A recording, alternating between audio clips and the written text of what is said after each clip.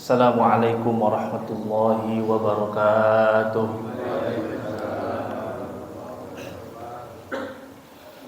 Bismillahirrahmanirrahim. Alhamdulillahi rabbil alamin. Wassalatu wassalamu ala asyrafil anbiya'i wal mursalin sayyidina wa nabiyyina wa syafi'ina wa maulana Muhammadin wa ala alihi wa sahbihi ajma'in.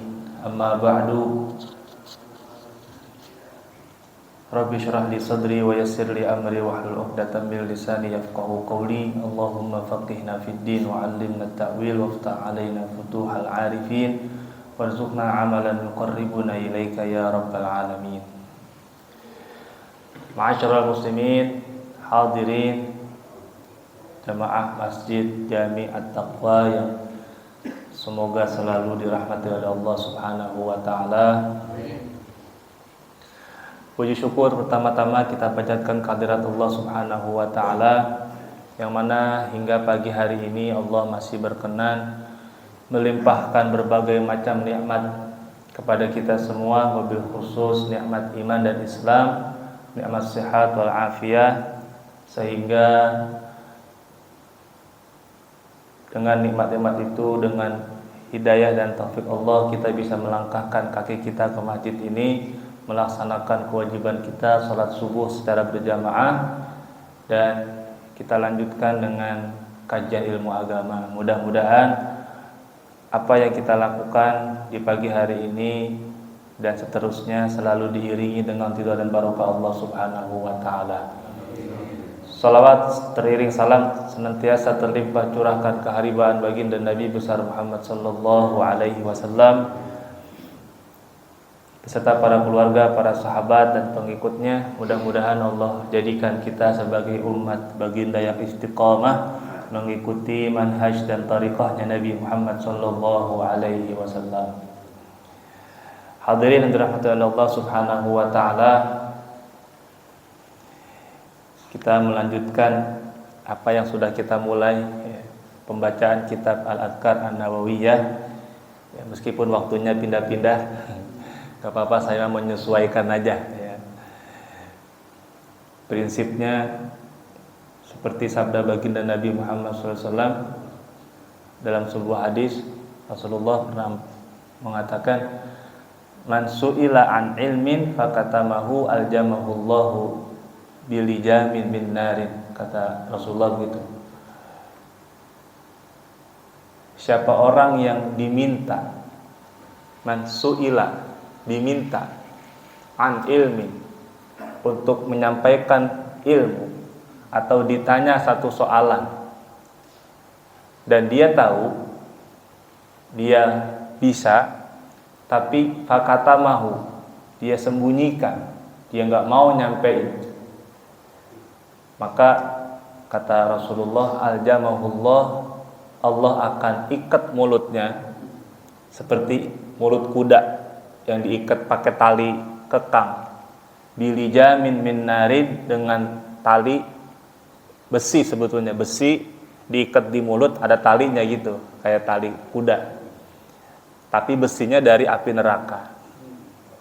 Itu ancaman Rasulullah bagi orang yang punya ilmu, tahu sesuatu lalu diminta untuk menyampaikan tapi dia nggak mau. Pertama, kata kuncinya diminta. Jadi meskipun dia punya ilmu, kalau nggak diminta udah menang baik. Kadang-kadang kan kita baru tahu sedikit, tahu satu ngomongnya 10 kita. Ya. Jadi kata kuncinya harus mansuila.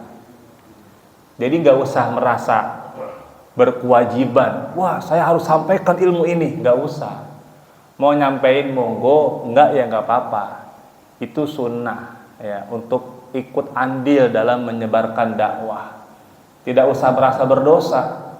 Kalau saya nggak menyampaikan nanti orang-orang tersesat. Enggak, bukan ente doang yang mikirin orang, banyak ulama-ulama lain. Jadi kewajiban itu untuk menyampaikan kalau diminta, dan diminta pun dengan kapasitas. Kalau emang udah mampu, merasa bisa, silakan sampaikan. Kalau belum ya nggak apa-apa, tawakuf. Nah kebetulan Saya dimintanya waktunya nggak pernah bentrok. Jadi mau dipindah ke pagi, mau dipindah ke malam, insya Allah belum nolak. Kalau nanti dimintanya di waktu yang bentrok, ya pasti saya tolak. Ya. Karena harus ya janjian sama yang lain juga. Jadi kalau pagi ataupun malam, beberapa waktu memang banyak yang kosong. Tapi kalau ngikutin apa yang pernah disampaikan oleh Gus Baha, Kiai Haji Ba'ud Nur Salim, kata Gus Baha, hormat kiai itu bagus, tapi ngatur kiai itu kriminal. Alhamdulillahnya saya bukan kiai, jadi nggak dosa-dosa banget lah ngatur-ngatur saya. Baik, begitu gurau aja Pak. Kita lanjutkan. Kita baca Ummul Quran dulu, suratul Fatihah. Kita hadiahkan kepada Imam An-Nawawi Al-Fatihah tanaffusuha khususan li muallifi hadzal kitab Al-Imam An-Nawawi wa ila arwahi masyayikhina wa muallimina fid din binati anna Allah taghashahum birrahmah wal maghfirah wa yudi darajatihim fil jannah wa anna Allah yanfa'una bi asrarihim wa ulumihim wa nafahatihim fid din wad dunya wal akhirah wa ala kulli niyatin salihah wa ila hadratin nabi al-Fatihah. A'udzu billahi minasyaitonir rajim. Bismillahirrahmanirrahim. Alhamdulillahirabbil alamin arrahmanir rahim maliki yaumiddin iyyaka na'budu wa iyyaka nasta'in ihdinas siratal mustaqim siratal ladzina an'amta 'alaihim ghairil maghdubi 'alaihim waladdallin amin. Bismillahirrahmanirrahim. Allahumma ighfir lana wa liwalidina wa limasyayikhina wa li jami'il muslimina amin. Wa bis sanadil muttasil ila al-Imam An-Nawawi rahimahullah qala wa rawayna fi sahihai al-Bukhari wa Muslim an Abi Ayyub al-Ansari radhiyallahu anhu 'anil Nabiy sallallahu alaihi wasallam qala man qala la ilaha illallah wahdahu la syarika lah lahul mulku wa lahul hamdu wa huwa ala kulli syai'in qadir 10 marratin kana kaman a'taqa arba'ata anfusin min walad Ismail. Kata Al-Imam An-Nawawi, kami meriwayatkan satu hadis bersumber dari kitab Sahih Bukhari Muslim. Kalau hadis riwayat Bukhari Muslim udah pasti valid ya, sebab kalau dua imam ini sepakat terhadap kesahihan hadis, maka udah nggak ada yang bisa nolak lagi ya. Sebab mereka berdua punya standar tinggi untuk menerima sebuah hadis itu sahih atau tidak sahih. Bersumber dari sahabat Nabi yang bernama Abu Ayyub Al-Ansari radhiyallahu taala anhu, dari Nabi sallallahu alaihi wasallam, beliau bersabda, siapa orang yang membaca la ilaha illallah wahdahu la syarikalah lahul mulku wa lahul hamdu wa huwa ala kulli syai'in qadir sebanyak 10 kali, maka dia itu seperti orang yang memerdekakan 4 jiwa dari keturunan Nabi Ismail. Zaman dulu kan masih zaman perbudakan, Pak. Jadi memerdekakan budak itu pahalanya gede. Kalau kita punya duit, lalu kita merdekakan manusia dari yang statusnya hamba sahaya, lalu kita beli dan kita katakan kamu merdeka, itu pahalanya gede, Pak. Bahkan beberapa hukuman dalam bab fikih al-hudud, hudud itu hukuman-hukuman seperti misalnya puasa-puasa Ramadan, laki bini melakukan hubungan suami istri. Itu diantaranya, diantara beberapa pilihan hukumannya ada memerdekakan budak, fakku raqabatin mukminah, karena memang pahalanya gede. Nah, orang yang membaca kalimat ini, la ilaha illallah wahdahu la syarikalah lahul mulku wa lahul hamdu wa huwa ala kulli syai'in qadir 10 kali. Setiap baca 10 kali itu pahalanya seperti memerdekakan 4 orang budak, dan budak ini dari keturunan Nabi Ismail. Artinya masih keluarga Nabi Muhammad SAW. Kita menghormatin keluarga Nabi, habaib, cinta wajib hukumnya, Pak. Gak boleh main-main soal ini. Harus kita hormat sama habaib, walaupun hanya habaib yang kecil-kecil. Gak boleh kita remehkan, gak boleh kita rendahkan, gak boleh. Wajib kita hormat, wajib kita cinta. Sebab memang cinta kepada keluarga Nabi ini tertuang di Al-Quran. Nabi bilang dalam Al-Quran dikatakan, saya gak minta apa-apa dari kalian semua illal mawaddata fil qurba, melainkan kecintaan terhadap kerabat-kerabat keluarga Nabi. Jadi konteks cinta kepada keluarga Nabi hukumnya wajib. Kalau ada yang benci terhadap keluarga Nabi, diragukan keimanannya. Tapi soal konteks mengambil ilmu, tar dulu, bedain tuh ya. Jadi mengambil ilmu tetap harus dilihat kredibilitasnya. Memang yang bagus kita ngambil ilmu dari kalangan habaib, ya. Cari guru kalau bisa. Satu, dalam kehidupan kita punya guru dari kalangan habaib, tabarrukan. Ya, jadi enggak cuma sekedar cinta, tapi juga kita ngambil ilmu dari kalangan mereka. Cuman lagi-lagi dipilah, ya, enggak sekedar habib, ya. Sebab enggak semuanya habib ngaji, ya. Enggak semuanya habib ngaji. Jadi kalau ngambil ilmu pilih-pilih, tapi kalau cinta nggak boleh pilih-pilih. Walaupun di mata kita mungkin habaib itu kurang elok, misalnya ada hal-hal yang janggal di mata kita, tetap kita harus wajib cinta, wajib hormat. Bedain antara cinta dengan ngambil ilmu. Nah, tadi baca la ilaha illallah dahu la syarikalah lahul mulku wa lahul hamdu wa huwa ala kulli syai'in qadir 10 kali, itu pahalanya berbanding dengan memerdekakan 4 orang dari kalangan mereka. Jadi pahalanya udah mah dikali 4 orang ini adalah orang mulia gitu maksudnya. Kapan bacanya bebas, ya. Yang penting setiap 10 kali maka pahalanya kelipatan memerdekakan 4 orang dari kalangan keturunan Nabi Ismail. Gitu. Biasanya dibacanya pagi, ya, atau sore. Bahkan ada yang sampai 100, ya. Baik. Wa rawaina fi sahihaihima an Abi Hurairah radhiyallahu ta'ala anhu anna Rasulullah sallallahu alaihi wasallam qala man qala la ilaha illallah wahdahu la syarikalah lahul mulku wa lahul hamdu wa huwa ala kulli syai'in qadir fi yaumin mi'ata marratin kanat lahu idla ashri riqabin wa kutibat lahu mi'atu hasanatin wa muhiyat anhu mi'atu sayyi'atin wa kanat lahu hirzan minasyaitani yaumahu dzalika hatta yubsiya wa lam ya'ti ahadun bi afdala mimma jaa'a bihi illa rajulun amila aktsara minhu wa qala man qala subhanallahi wa bihamdihi fi yaumin mi'ata marratin huttat khatayahu wa in kanat mithla zabadil bahri. Hadis kata Imam Nawawi kami riwayatkan juga dalam kitab Sahih Bukhari Muslim bersumber dari sahabat Abi Hurairah radhiyallahu taala anhu. Kalau tadi Abu Ayyub Al-Ansari, sekarang dari Abu Hurairah. Sama. Nabi bilang, siapa yang baca la ilaha illallah wahdahu la syarikalah lahul mulku wa lahul hamdu wa huwa ala kulli syai'in qadir. Yang tadi riwayat Abu Ayyub 10, yang sekarang riwayat Abu Hurairah 100 kali. 100 kali dia baca, maka dia dapat pahala sebanding dengan memerdekakan 10 budak. Tadi 4, sekarang 10. Kok bedanya nggak jauh? Ada tambahannya.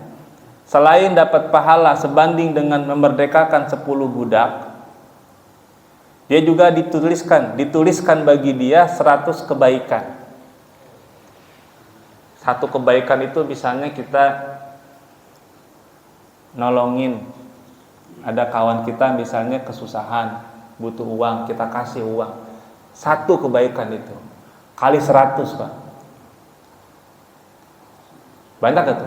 Banyak. Dalam sehari kita belum tentu bisa nolongin 100 orang. 1, 2 kadang-kadang berat, ya.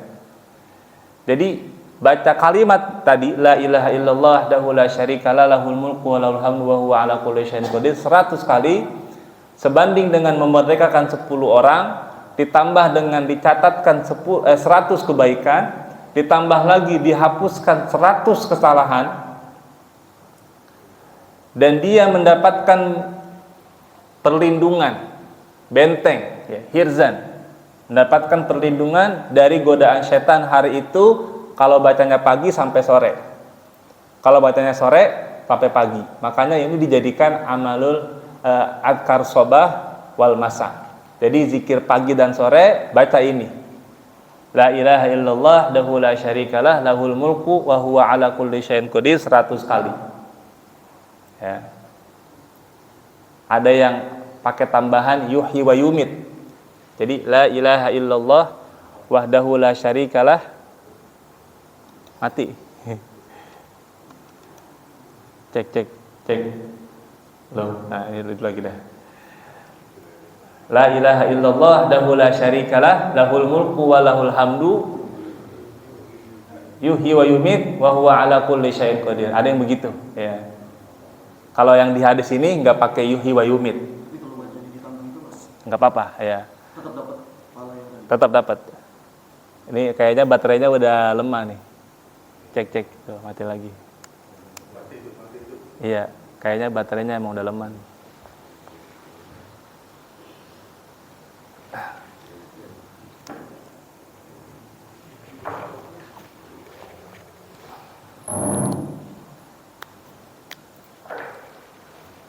Ya.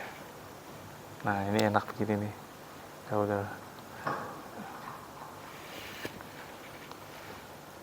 Cek. Ya. Jadi, itu banget ya.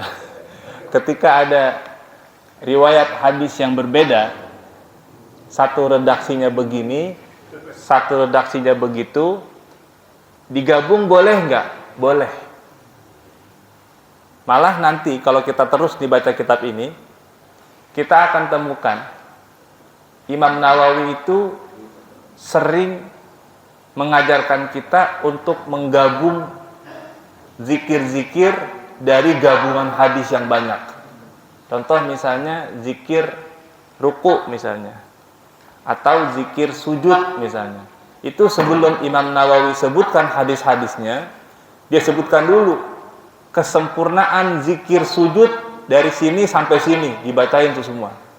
Dan ternyata ketika dipretelin hadis-hadisnya, dari yang sempurna itu ternyata beda-beda. Misalnya ada 5 lafaz doa sujud, misalnya zikir-zikir sujud. Nah itu ternyata bersumber dari hadis yang beda-beda. Jadi kesimpulannya, boleh nggak kita gabung doa-doa dari beberapa hadis? Jawabannya boleh, nggak ada masalah, ya. Karena saya pernah lihat ada satu ustadz di Facebook, ya, ada video beredar. Cek loh. Ya ini suaranya putus-putus ya. Cek loh. Ada sebuah video beredar, katanya nggak boleh menggabung doa dari beberapa riwayat hadis. Pilih satu aja katanya begitu. Padahal enggak. Kalau kita nanti selesaikan baca kitab ini, kita akan temukan Imam Nawawi selalu menggabung dari berbagai macam riwayat dijadikan satu kumpulan. Mau dibaca semua boleh, ya. Mau dipilih salah satu boleh. Tapi Imam Nawawi nganjurin kalau kita mau pilih, hari ini pilih yang riwayat ini, besok pilih riwayat yang lain gitu. Jadi digilir. Ya. Sebetulnya ujung-ujungnya sama aja. Imam Nawawi cuma pengen bilang kita mesti hafal semua gitu. Jadi kalau bisa hafalin semua silakan, ya. Kalau pilih salah satu nggak apa-apa. Jadi nggak ada masalah ya. Dan kata Rasulullah, walam yati ahadun bi afdhala mimma jaa bihi, tidak ada satupun orang di hari itu yang mendapatkan fadilah sebesar itu, melainkan orang lainnya ngebaca lebih dari itu. Kalau kita baca 100, pahalanya tadi sebanding merdekakan 10 budak, 100 kebaikan dicatat, dihapus 100 keburukan, dapat perlindungan dari godaan setan, itu nggak bakal ada yang ngalahin fadilahnya kecuali kalau ada orang lain yang baca lebih dari 100, baru bisa kalah tuh fadilahnya tuh. Artinya apa? 100 itu sebetulnya bukan angka paten, boleh dilebihin, ya, boleh dilebihin. Dikurangin boleh nggak? Ya boleh, tapi tentu pahalanya juga berkurang kan gitu ya. Jadi nggak paten, mesti 100, nggak gitu ya. Boleh. Ya. Baik. Dalam riwayat yang lain, Nabi juga katakan, man qala subhanallah wa bihamdi, dalam satu hari mi'ata marrah, 100 kali ya. Sehari 100 kali. Mau pagi boleh, mau sore boleh. Khuttat khotoyahu, dihapuskan seluruh kesalahan-kesalahannya. Perhatikan. Kalau tadi dihapuskan 100 keburukan, di sini dihapuskan seluruh kesalahannya. Wa in kanat mithla zabadil bahri, sekalipun dosanya itu, kesalahannya itu seperti buih di lautan. Banyak gak buih di laut? Banyak. Setiap air bergerak pasti ada buih di situ. Sebanyak apapun dosa itu bisa diampunin hanya dengan membaca subhanallah wa bihamdi 100 kali sehari. Tapi kata ulama, dosa yang diampunin dari amalan model begini hanya dosa kecil saja. Dosa besar wajib taubat. Dosa besar wajib taubat. Dosa musyrik, pembahasan tentang dosa musyrik, Pak, ada hal yang menarik. Ini ngomongin dosa dulu ya. Kan yang selama ini kita tahu, dosa musyrik itu gak bakal diampunin, ya kan? Karena ayatnya, innallaha la yaghfiru ayyushraka bihi, Allah tidak akan mengampuni ketika disekutukan. Nah, pemaparan dari Profesor Quraisy Shihab, beliau ini udah Habib juga, hafal Quran juga, mufassir juga. Jadi ibarat manusia ini mendekati sempurna, Pak ya. Udah mah nasabnya bagus, ilmunya bagus, Masya Allah. Walaupun ada 1-2 pendapat beliau yang perlu kita pertimbangkan, termasuk tentang aurat ya. Dalam hal ini, dalam hal tafsir dosa musyrik, dalam tafsir Al-Misbah, beliau katakan, sebetulnya dosa musyrik itu bisa diampuni, tapi dengan syarat mutlak harus taubat. Lah, bedanya apa? Dosa besar juga taubat? Enggak. Ternyata dosa besar itu memang sih harusnya taubat, tapi dosa besar selain musyrik, Allah masih bisa mengampuni. Kan yu'adzibu may yasha wa yaghfiru liman yasha. Allah bisa mengazab siapapun yang Dia kehendaki, Allah juga bisa ngampunin siapapun yang mau Dia ampuni. Jadi pelaku dosa besar pun masih punya harapan bisa diampuni oleh Allah walaupun dia nggak taubat. Nah, tapi untuk yang musyrik mutlak nggak bakal ada peluang diampunin kalau dia nggak taubat, gitu ngomongnya. Kalau dosa kecil, walaupun nggak taubat, selama dia banyak ibadah, nah ibadah-ibadah ini nanti bisa ngapusin dosa-dosa kecil. Makanya ada hadis juga ngomongnya, wayud bi'is sayyi'ata al-hasanah gitu ya. Jadi iringi perbuatan buruk dengan perbuatan baik, tamhuha, nanti akan menghapus dosa-dosa itu. Kalau dosa kecil, setelah dosa kecil kita langsung ibadah, ini langsung hilang, walaupun nggak pakai taubat. Dosa besar nggak bisa langsung hilang dengan ibadah, harus taubat dulu. Tapi kalaupun nggak taubat, akan ada potensi bisa diampuni oleh Allah nanti di akhirat. Adapun dosa musyrik mutlak, kalau di dunia nggak taubat, maka di akhirat nggak bisa diampuni, gitu katanya. Oleh karena itu kesimpulannya, semua dosa itu punya peluang untuk diampuni, cuman beda-beda tahapannya tadi. Dosa kecil bisa langsung dihapus dengan perbuatan baik setelahnya, dosa besar dihapus dengan taubat. Kalaupun nggak taubat di dunia, masih punya potensi diampuni di akhirat. Kalau dosa musyrik harus taubat di dunia. Itu aja. Itu pendapat yang sebetulnya melapangkan batin kita ya. Kalau kita mungkin ngelihat orang yang pernah musyrik, jadi kita nggak menjustifikasi bahwa dia ini nggak bisa diampuni, enggak ya. Selama dia masih tobat, Allah masih buka peluang untuk diampuni. Baik. Berikutnya. Bismillahirrahmanirrahim.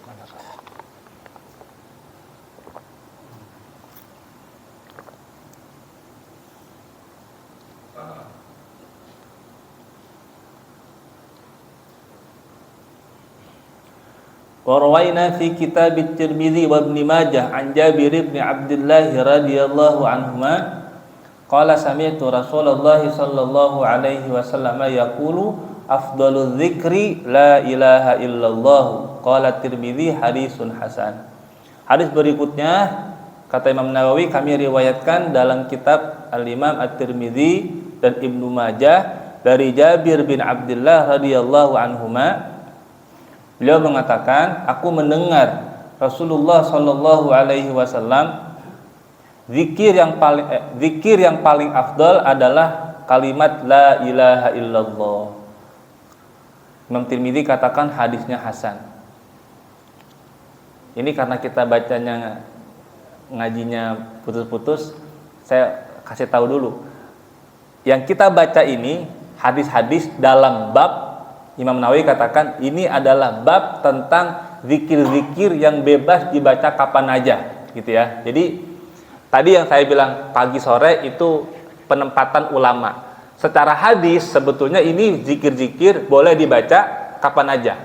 Yang tadi yang 100 subhanallah bihamdi, mau tidur misalnya sambil nungguin ngantuk boleh. Ya, ambil jalan naik motor boleh. Gitu ya. Begitupun ini la ilaha illallah. Kalau kagak apal yang lain, udah la ilaha illallah banyakin. Itu afdalul zikri. Baik. Berikutnya. Wa rawaina fi sahihil Bukhari an Abi Musa al-Asy'ari radhiyallahu anhu anin Nabi sallallahu alaihi wasallam, "Matsalul ladzi yadhkuru rabbahu wal ladzi la yadhkuruhu matsalul hayyi wal mayyiti."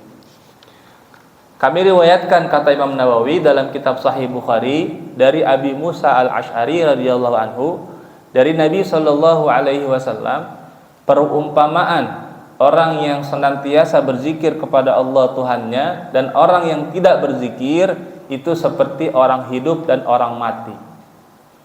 Orang yang berzikir dianggap orang hidup sebab dia punya pertumbuhan. Nilai-nilai pahalanya, pundi-pundi pahalanya bertambah terus karena hidup, ada pertumbuhan. Tapi kalau dia nggak zikir, dia dianggap mati sebab tidak bertambah.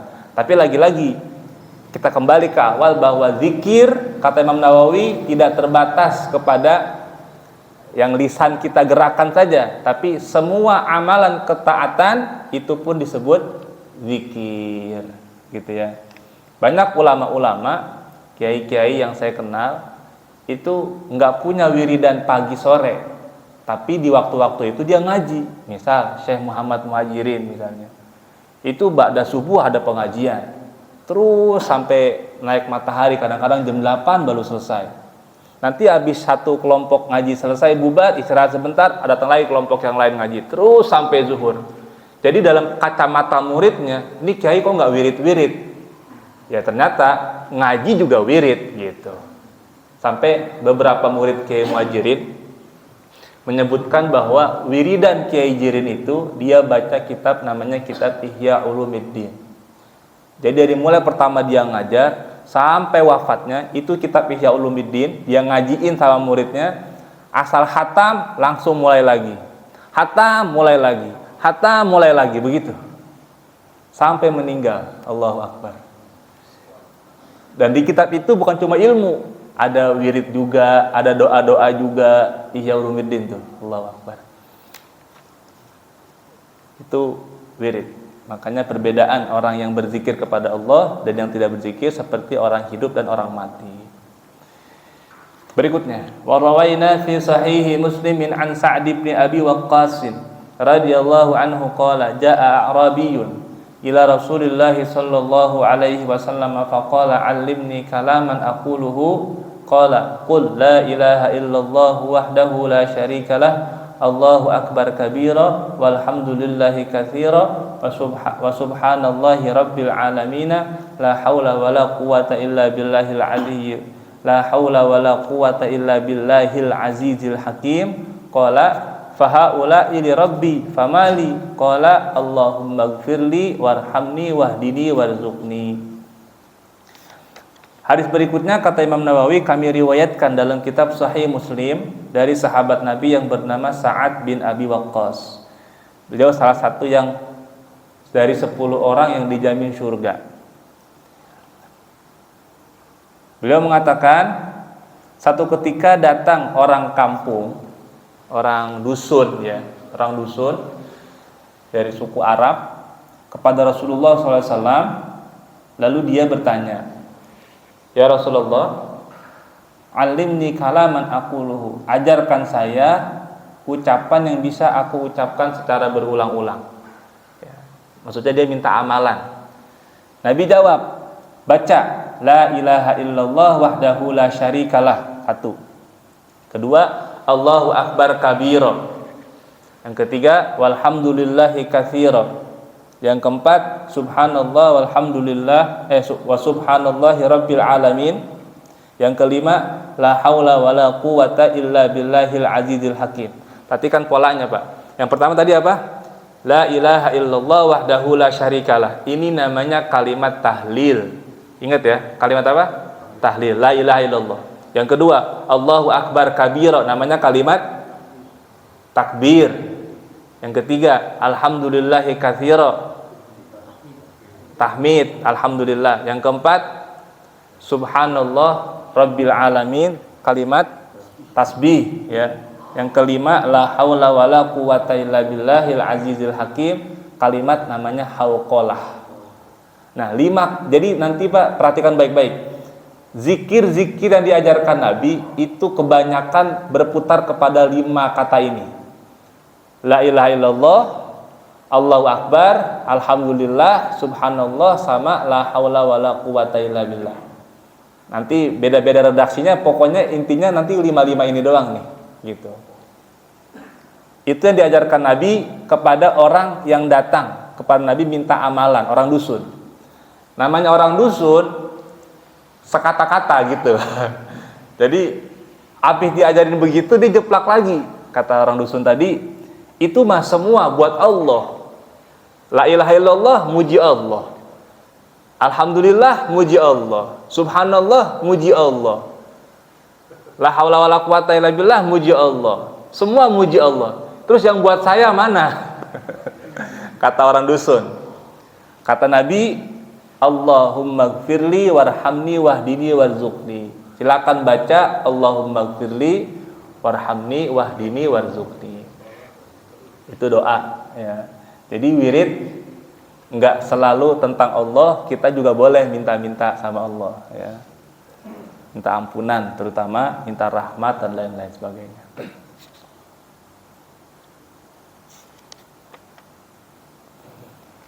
Berikutnya, wa rawaina fi sahihi Muslimin an Sa'd bin Abi Waqqas radhiyallahu anhu qala kunna 'inda Rasulillah sallallahu alaihi wasallam ayajizu ahadukum ayaksiba fi kulli yawmin alfa hasanatin fasa'alahu sa'ilun min jilsanihi min julasaihi kaifa yaksibu alfa hasanatin qala yusabbihu mi'ata tasbihatin fatuktabu lahu alfu hasanatin au tuhattu anhu alfu khati'atin. Kata Imam Nawawi, kami meriwayatkan hadis dalam Sahih Muslim dari sahabat Nabi Sa'ad bin Abi Waqqas radhiyallahu anhu. Beliau katakan, satu ketika kami duduk bersama Rasulullah SAW. Lalu tiba-tiba Nabi bertanya, adakah di antara kalian yang bisa mengerjakan dalam satu hari sebanyak 1000 kebaikan? Sebetulnya ini bukan nanya, nawarin. Kalian mau nggak nih ada kerjaan ya? Kalian mau nggak dikasih pekerjaan satu hari itu 1000 kebaikan? Lalu ada yang nanya, bagaimana ya Rasulullah kita bisa sehari ngerjain 1000 kebaikan? Lah kalau kita bagi 24 jam aja kan Iya kan? Udah nggak kehitung, susah. Gimana ngerjainnya? Kata Nabi, yusabbihu mi'ata tasbihatin. Baca tasbih sebanyak 100 kali. Subhanallah tadi itu. 100 kali. Lalu fatuk tabulahu alfu hasanatin. Nanti engkau akan dicatat untuk engkau itu sebanyak 1000 kebaikan. Au tuhattu anhu alfu khati'atin. Atau dihapuskan 1000 kesalahan. Jadi ini pilihan. Misal kita punya kesalahan, misal ya, dalam sehari 700. Maka ketika kita baca amalan ini, itu dihapus dulu tuh 700-nya. Nanti 300-nya diganti dengan kebaikan gitu. Ini karena ngomongnya pakai au ya. Jadi nggak digabung. Kalau tadi yang 100 kebaikan dan dicatat 100 kebaikan, dihapus 100 keburukan, yang baca subhanallah bihamdi dan la ilaha illallah tadi itu memang pakai dan. Jadi diberikan 100 kebaikan plus dihapus 100 keburukan. Kalau yang ini diberikan 1000 kebaikan atau dihapuskan 1000 keburukan. Pilihan. Jadi kalau kita masih punya dosa, dosanya dulu dihapusin, baru diisi dengan pahala kebaikan. Gitu. Intinya ini wiridan pahalanya gede udah gitu. Jangan dihitung lagi, udah amalin aja ya. Qala al-Imamul Hafidz Abu Abdullah Al-Humaidi kadza huwa fi kitab Muslimin fi jami'ir riwayati au tuhattu. Berkata al-Imam Al-Hafidz Abu Abdullah Al-Humaidi, begitulah tertuang dalam kitab Muslim di seluruh riwayatnya menggunakan kata-kata au tuhattu, atau ya. Qala Al-Burqani wa rawahu Syu'batu wa Abu Awanata wa Yahya Al-Qattan an Musa alladzi rawahu Muslimun min jihatihi faqalu wa tuhattu bi ghairi alifin. Riwayat yang lain bersumber dari seorang tabi'in bernama Syu'bah, Abu Awana dan Yahya Al-Qattan, seorang ulama ya, bukan tabi'in, seorang ulama di bawahnya Imam Muslim.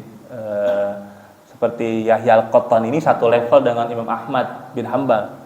Jadi Yahya Al-Qattan dia adalah CS-nya Imam Ahmad bin Hanbal. Jadi mereka ini sebetulnya di bawah kurunnya Imam Muslim. Imam Muslim muridnya Imam Bukhari. Ya, jadi Imam Bukhari punya murid Imam Muslim. Imam Muslim punya murid diantaranya Imam Ahmad dan juga Yahya Al-Qattan ini. Nah, kata Yahya Al-Qattan dalam riwayat yang lain yang bersumber dari Syu'bah tadi, dari Musa perawi daripada Imam Muslim, itu kata-katanya bukan pakai atau, tapi pakai dan. Jadi dicatat 1000 kebaikan dan dihapus 1000 keburukan. Allahu Akbar. Gede banget ya. Padahal cuma baca tasbih 100 kali. Ini kalau kita renungin, Pak. Masih panjang kan waktu kita ya? Kalau kita renungin, kok zikir-zikir yang kelihatannya remeh, kecil begini, tapi pahalanya gede banget. Ini sebetulnya memberikan indikasi bahwa sebetulnya ini bukan amalan remeh. Ini amalan berat. Di mana beratnya? Beratnya adalah menghadirkan hati saat zikir. Itu yang berat, Pak. Kalau cuma sekedar subhanallah, subhanallah, subhanallah, jangankan 100 atau 1000, 10.000 bisa kita. Sekedar subhanallah. Tapi pada saat membaca subhanallah itu, hati kita, pikiran kita, betul gak kita mensucikan Allah? Atau Allahu Akbar dah misalnya.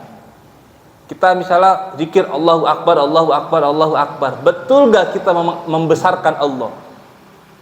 Kalau mulut kita mengucap Allahu Akbar, tapi kita masih mengatakan saya orang pinter, saya orang hebat, saya orang berpengaruh, itu belum Allahu Akbar. Itu yang susah. Makanya pahalanya gede. Ya. Itu, Pak. Ya. Kita pikirin tuh. Jadi lebih baik jumlahnya dikit tapi hatinya masuk. Yang bagus banget, banyak zikirnya, semua masuk hati. Makanya dalam literatur tafsir dikatakan zikir itu di semua ayat Al-Quran tidak berlepas dari fikir. Zikir tidak berlepas dari fikir.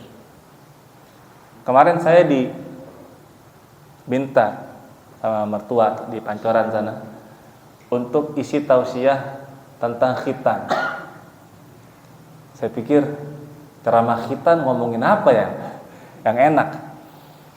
Paling yang udah rame ceramah khitan ya paling Nabi Ibrahim, ya enggak? Atau syariat khitan, apa hukumnya, hikmah khitan. Udah bosen orang kali ya. Akhirnya itu beberapa hari saya mikirin tuh, kira-kira kemana nih yang enak bahas khitan. Ternyata Pak, dalam perenungan itu saya coba, namanya kalau kata guru saya namanya tafsir kirata. Kirata itu kira-kira tapi nyata. Saya coba otak-atik aja Pak. Allah kasih petunjuk begini Pak. Laki-laki dalam Al-Quran, ini kita mau mengungkap makna zikir ya Pak. Laki-laki dalam Al-Quran itu diungkap dengan dua kata. Yang pertama zakar, yang kedua rijal. Inna khalaqnakum min dzakarin wa unsa wa ja'alnakum syu'uban. Ada ayat yang lain, ar-rijalu qawwamuna 'alan nisa. Jadi laki-laki itu ada ungkapannya zakarun, ada ungkapannya rijalun. Apa bedanya? Ternyata zakar itu artinya kemaluan laki-laki, Pak. Ya kan ya? Artinya Al-Qur'an ketika mengungkap laki-laki dengan kata zakar, maksudnya adalah kelamin. Kami ciptakan laki-laki dan perempuan. Min dzakari wa unsa, laki-laki perempuan. Maksudnya kelamin. Nabi Adam kelaminnya laki-laki, Siti Hawa unsa perempuan. Makanya nggak pernah ketemu tuh Adam dan Agus ya. Sebab memang zakar wa unsa ngomongnya, bukan zakar wa zakar. Laki dan perempuan.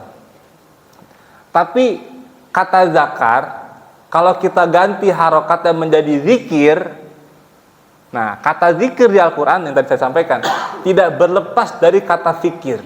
Semua, coba perhatikan baik-baik. Misal ayat zikir tentang ala bi dzikrillahi tatmainnul qulub.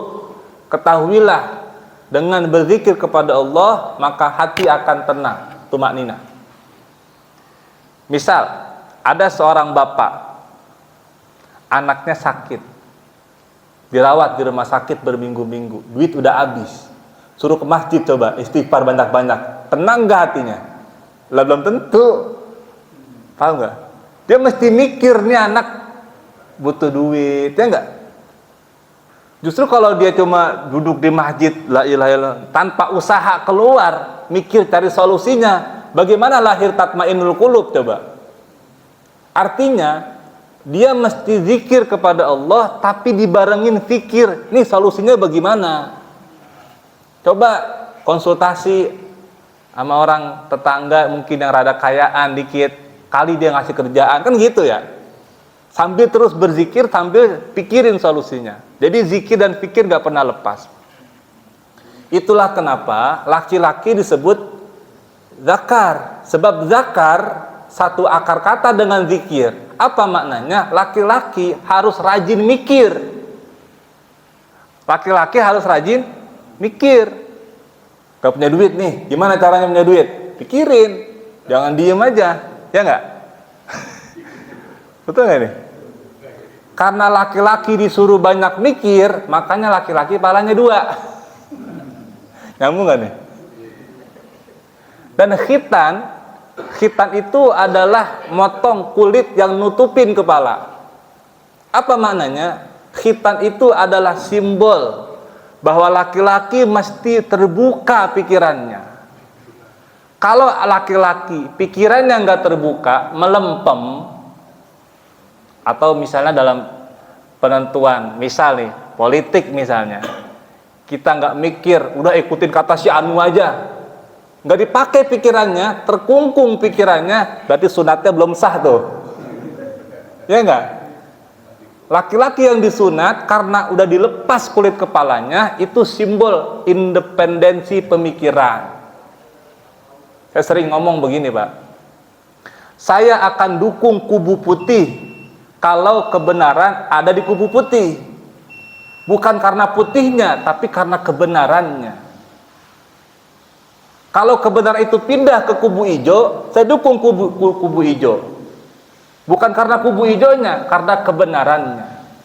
Kalau pindah ke kuning, saya dukung kuning, bukan karena kuningnya, tapi karena kebenarannya. Makanya doa kita apa?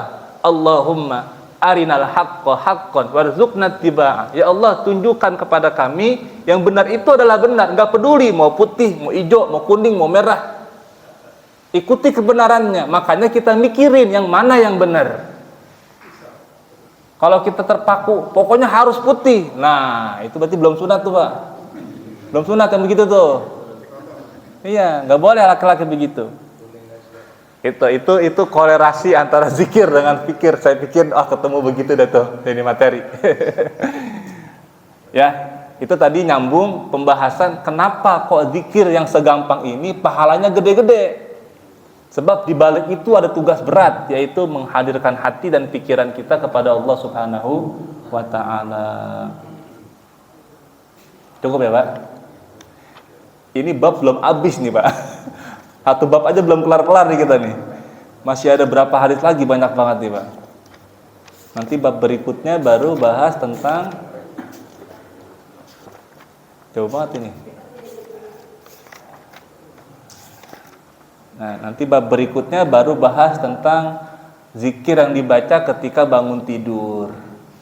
Tapi kurang lebih masih ada sekitar 25 ke 36. 11 ya. Kurang lebih 11 hadis lagi baru masuk bab berikutnya. Ya, mudah-mudahan kita diberikan sehat panjang umur oleh Allah Subhanahu wa taala, diberikan kesempatan untuk bisa membaca kitab ini lebih banyak lagi sampai khatam insyaallah. Rabbana anfa'na bima 'allamtana, Rabbi 'allimna alladhi yanfa'una, Rabbi faqihna wa faqih lana wa qarabatin lana fi dinina ma'al qudri wa ta'alakar. Rabbana ighfir lana wa liwalidayna warhamhuma kama rabbayana shighara. Rabbana atina fid dunya hasanah wa fil akhirati hasanah wa qina 'adzabannar. Wa sallallahu ala sayidina Muhammadin wa ala alihi wa sahbihi wasallam. Alhamdulillahi rabbil alamin. Assalamualaikum warahmatullahi wabarakatuh.